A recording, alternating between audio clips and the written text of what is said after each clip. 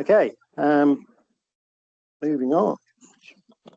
So, bit of background about trapping.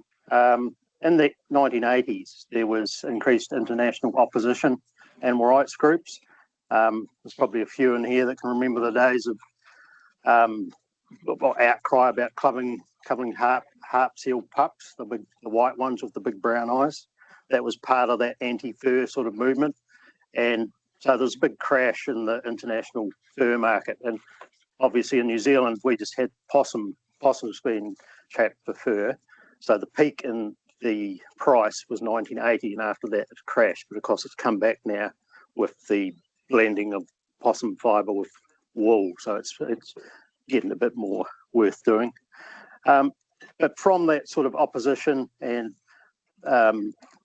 there was in the 90s, the International Organisation for Standardisation developed a standard for testing traps, and my former boss, who's retired now, Bruce Warburton, he was involved with that, and from that we got in 2000 the National Animal Welfare Advisory Committee, that's part of MPI, adopted standards, and we developed our New Zealand specific guidelines for assessing the welfare performance of both restraining, so leg hold traps, and also kill traps. Is it showing? Correct. What's happened there? Have I gone the wrong way? There we go. Got it. So why do a NAWAC trap test? There's actually no legal obligation to use traps that have met the NAWAC guideline, but there's increasing sort of public pressure to use more humane pest control tools. So we're getting agencies and manufacturers wanting to be seen to be promoting more humane traps. So more recent times it's been Predator Free New Zealand and DOC that have advised or advising the use of traps that meet the NAWAC guideline. So at this point, there's no kill traps have been prohibited, but there were leg hold traps prohibited in 2007. So the Lane's Ace, the gin trap that was used for possums and rabbits, you can't use those anymore. Bruce has gone to court around a prosecution for using leg hold traps, and the larger coil spring traps that cause more injury to an animal's leg. So we're limited to using number one coil springs with and without padded jaws, and the size 1.5 padded coil spring, which is a common trap used for cats. So the kill trap testing, you need animal ethics committee approval as required for testing, and there's a couple of categories of pass in the guideline. So a class A kill trap will render an animal irreversibly unconscious under 30 seconds. So when I say irreversibly, that's unconsciousness leading to death. So you can have traps that will stun an animal and then they revive. So that is not a pass. And the class, so those traps that kill under 30 seconds, they're the ones that do heaps of traumatic damage to the head in particular. So you have some trap designs that will penetrate the skull and hit it in the right place, and that sort of lights out immediately.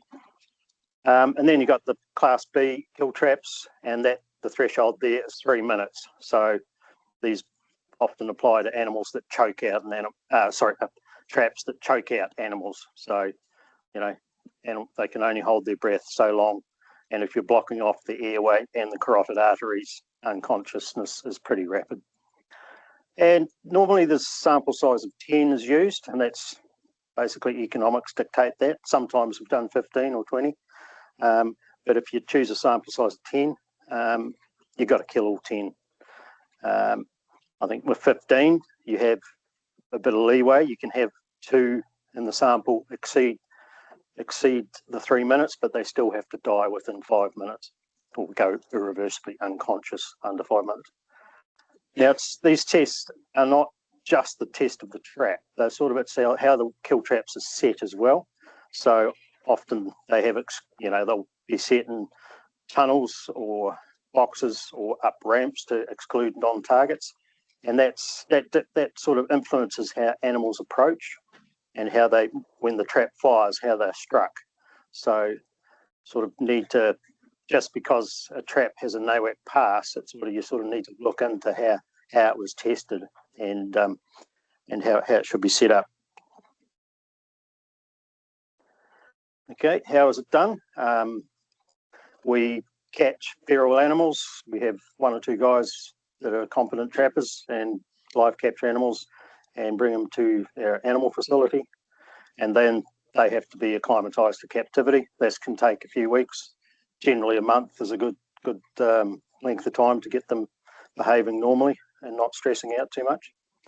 And then once you start thinking about testing, you individually house the animals either in outside pens or inside testing arenas, set up traps and video cameras, and then obviously most of these animals we're dealing with are nocturnal, so it's usually early evening into the first few hours of darkness that I'm doing the testing, and sitting there with stopwatch in hand watching these live feeds, waiting for an animal to go into a trap. And then finally you catch an animal and I have to go out there and make sure it's unconscious or whatever, and then so I'm looking, if as long as they're not, that you can get access to the eye, you can assess their blink reflex, which is an indication of unconsciousness, and then pull out the stethoscope and measure the time to heart stop.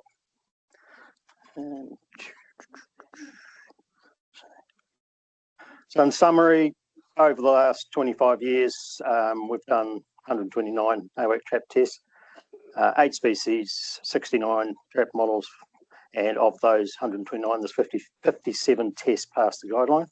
Now, so there's some trap models will be tested on multiple species, and that 129 is conservative. Like, a lot of this work is actually development of the traps. I'll have a manufacturer come along with a new design. We try it out and it fails quite early after the first animal or 2. So we can look at the video, look at where the animal struck and say, okay, this is where you went wrong. This is what needs to change. So the manufacturer goes away, changes the design, and then comes back for another test. So there's 10 of those trap models that you guys are using. There's about 10 of them that have had 5 or more tests, following these different iterations as they've developed into a better trap.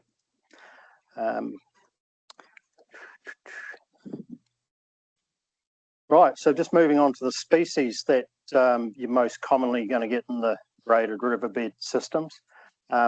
Ferrets, we have tested 20 trap models and 6 have passed the guideline, but one of these is no longer commercially available. So you've got the DOC 250, the BT 250, the photo at the top left there, that's actually stronger than the DOC 250. It was modelled on the DOC 250, but failed, so they amped up the springs and it got through. Pody trap and the Rewild F-bomb, and then the Critter Solutions multi-trap, which is new on the market. They've only just released the first line of traps earlier this year. Now with the Pody trap and the Rewild, you've got those flags, or the red handle or the pink flag to indicate if the trap's fired or not. So they're sort of open country trap that you can drive past and see whether it's needs to be checked by the whether it's gone off. So ferrets they're easy to test but hard to kill. They're quite easy to handle. You don't often get bitten. You can handle them quite rarely. But they're very food motivated, so I can just put them in a test pen and they just fossick around until they realise there's meat in the trap and engage. I think the bigger issue with ferrets is the difference in size between males and females. You've got a range roughly 500 grams to 2 kilos. Like, the biggest one I've caught in the wild was 1.8. Some people in the North Island believe they're even bigger than that, but I haven't seen any hard data of we've had captive ferrets get up to 2.6, but that's just very obese, overfed ferrets. So it's not realistic for a wild ferret. So there's a bit of debate about the entrance size of these tunnels into these traps, how they have to be bigger to fit these bigger animals. But most these models here, like the Pody trap and the Rewild, have got about an 80 odd mil entrance, which is more than adequate for everything we've tested. Now, you need to have multiple kill bars. All of these traps have multiple kill bars. They've got 6, I think all of them have got 6 kill bars. So that just increases the odds of hitting them in the right place and coping with that size range. But they are robust. They need a hell of a lot of impact to be killed. So that like the BT250, you definitely need a setting tool for that. And Dock 250 I have had less experience with, but I think it's better to have a setting tool for that too.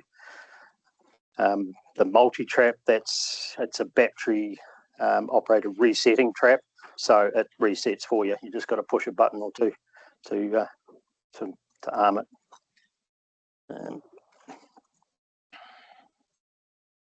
Stoats, there's been plenty of interest in stoats over the years. So there's 17 trap models tested, 12 have passed the guideline, but 4 of those are no longer available or never commercialised. So the Dock series of traps, the different sizes, and then you've got the Good Nature A24, modified Victor, the Rewild F-bomb, and the Critter Solutions multi-trap.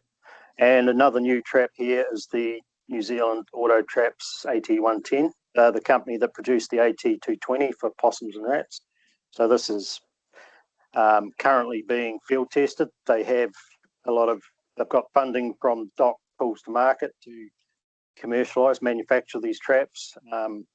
And sort of the first stage of that was to do the NAWAC testing with, wasn't just stoats, we did Norways and shiprats too.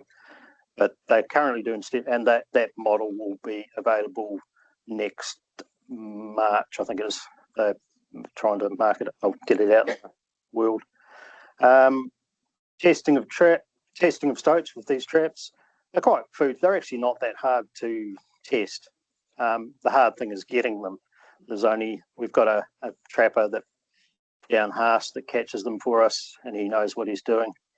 But yeah, they need to be kept dry and fed. They die pretty readily if they get damp.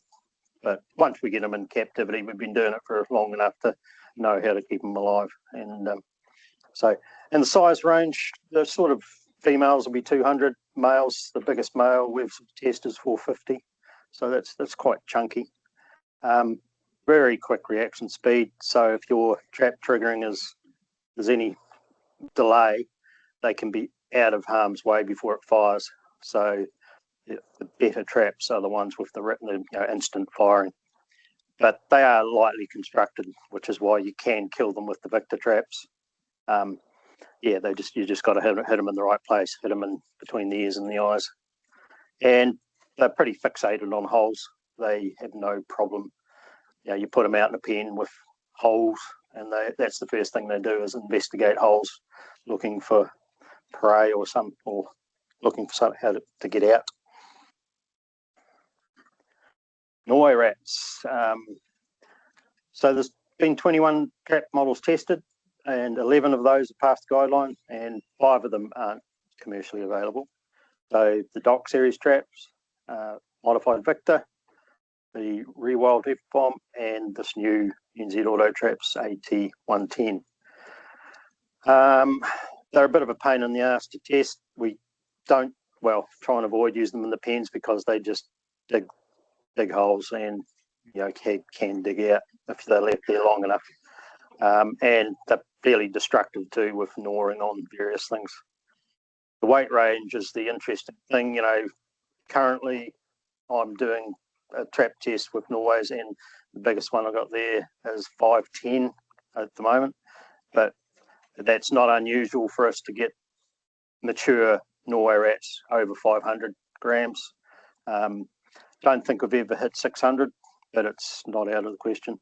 So it's a substantial rat when you compare that to your typical ship rat you're going to find in the bush, which it's going to be half the size. Like a good adult shiprat might get to 200, but normally they're more the 150. They're more the bottom end of the scale. So traps that kill shiprats well can bounce off Norway rats. I've seen that happen a bit with rat traps that might stun them with the impact, but they wake up and bugger off. Again, fragile skull, hit them in the head, and you're usually sweet.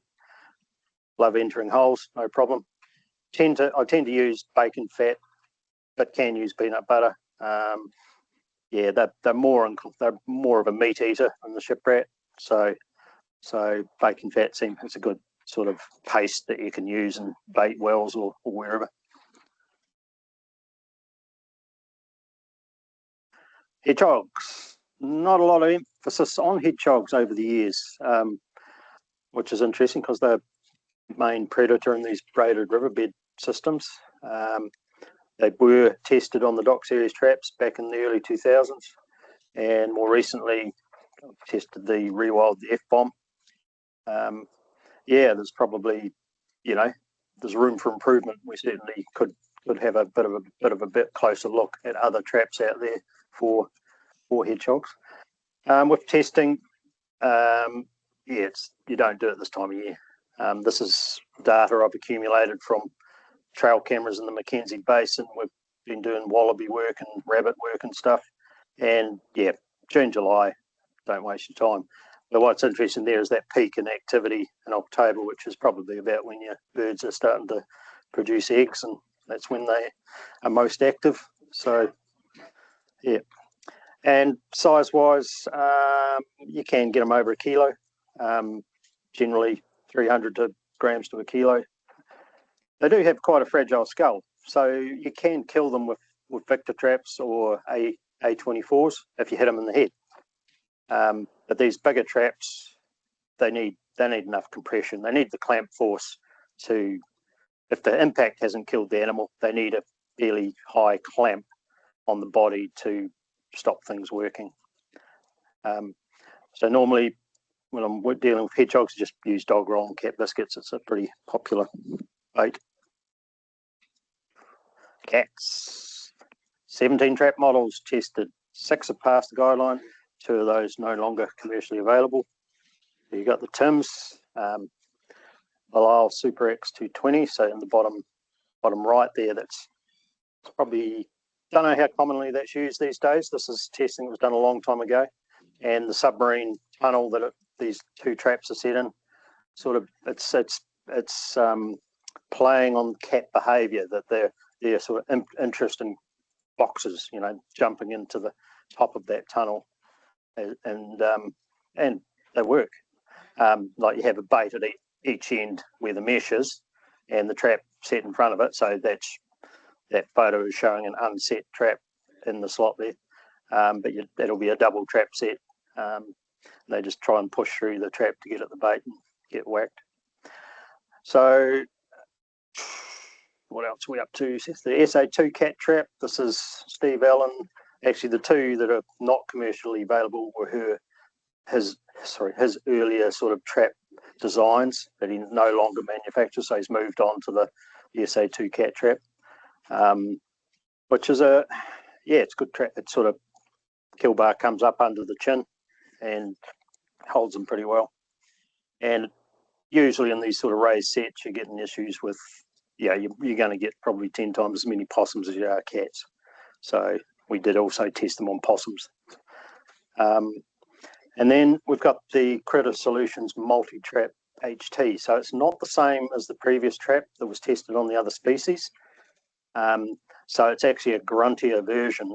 And so this was we only finished that testing earlier this year. And and we had a cat towards 6, just under 6 kgs, and it did the business.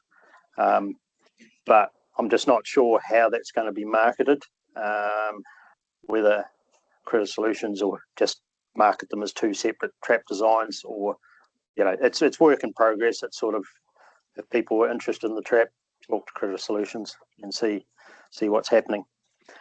So testing cats, They can be difficult to source. It's a bit seasonal. We generally just get them from, they're probably more stray than feral from local farms, which is fine. It makes it easier for trap testing if they're strays, whereas ferals are a bit more reluctant, but they can be. They do have quite a thin skull, so again, if you can hit them in the head, you can kill them quite readily. But they're toey. They're difficult. They're the worst species to test. I can be sitting in the observation hut there for 3 hours and not even, surrounded by 6 cats and not see half of them because they know I'm there and they're not going to come out. So there's a bit of manipulation goes on to get customers playing ball. So I don't know if I'm that enthused when I'm here. Oh, yeah, we'll have a cat job coming up. Oh, great. And they love they love using their paw, and which leads on to the next. Cats are pawsy. So you've got to consider a real possibility that kill trap ends up being a restraining trap. So there's multiple trap models have failed because of this behaviour. If a trap's baited with meat on a hook, it's often the cat is going to try and grab it with its paw. And depending on the triggering system, if it's a pull trigger, they pull out, get caught. So some of them, that cat in the trapinator, he was held for a moment or two, but then he pulled out. So it depends on the trap design whether they stay stuck in the trap. Whereas the one in the Possum Master, he wasn't going anywhere, and that would have been a prolonged death if that kill trap wasn't checked. And you don't have to check kill traps every day like you do with restraining traps, but it's probably not a good look to have a live cat in a kill trap for somebody to take a photo of and put on social media, especially if it's wearing a collar. That makes it worse. And so I think it's just my main point is be aware cats will use their paw and try and minimise it by putting the bait in a way that they're less likely to use a paw. But the advantage of the SA2 cat trap is you put bait on the floor of the trap and it's a push trigger. So like I was seeing cats using their paw going in and scraping like that without setting the trap off, but then they go in with their head and their forehead pushes that trigger and whammo. So there's sort of different designs that are less likely to result in paw captures. Sentinel, just picture there just to show like how I tried testing that with the bait. So there's not any stringy bits and to try and maximise the chance of getting a net capture. Not running out of time, am I? Uh-oh. Right. Bit off tangent, but just don't forget about so non-target risks. Okay, don't forget about live capture traps. But they can, like in sensitive areas where you do have a lot of pet pussycats, can be the best option, and they're very effective. The cage traps are very effective. Just make sure they're as big as you can get. You don't want that trapdoor coming down and hitting the cat in the backside so it can back out, because it's probably not going to come back. So you don't want to be causing bait or trap shyness by letting them get away. And the whole live capture trap, that's a very effective live capture trap for mustelids. I've used them down the Mackenzie and had over 40 ferrets in a night with 100 traps at the right time of year. So, they're just locally made nowadays, Rotoplast Industries. So resources, there's quite a few online resources. So these days things are on Bionet. You get that summary of all the traps that have been tested and passed the guideline. There are a handful of traps that I haven't actually done, or we haven't done. So there's other agencies have done. I think there's nine or 10. So there's a few there, and so there's also some dated resources online too around trapping. But it's our stuff, or the trap testing stuff I've got. It's because we've turned into BSI, it sort of made it a wee bit more awkward. You can't just go onto the BSI website and search NAWAC test. It won't come up with anything. So you need to go to the related sites in our Manaki Whenua Landcare Research Group and then do a NAWAC trap test. And I've got multiple trap testing reports from recent years up in there, so if people want to have a read through them and might learn something. And then buying traps and equipment, just the Predator Free New Zealand stuff is online. There's a lot of helpful stuff out there. Okay, and to acknowledge, thanks to Bruce we got the ball rolling on all of this 25 years ago. And funding's come from various sources over the years. Used to be the Ministry of Agriculture and Forestry, which is now Ministry of Primary Industries, for DOC councils, trap manufacturers and suppliers. And thanks also to the facility staff who sourced the animals and looked after them, and colleagues that have helped with the testing. Okay.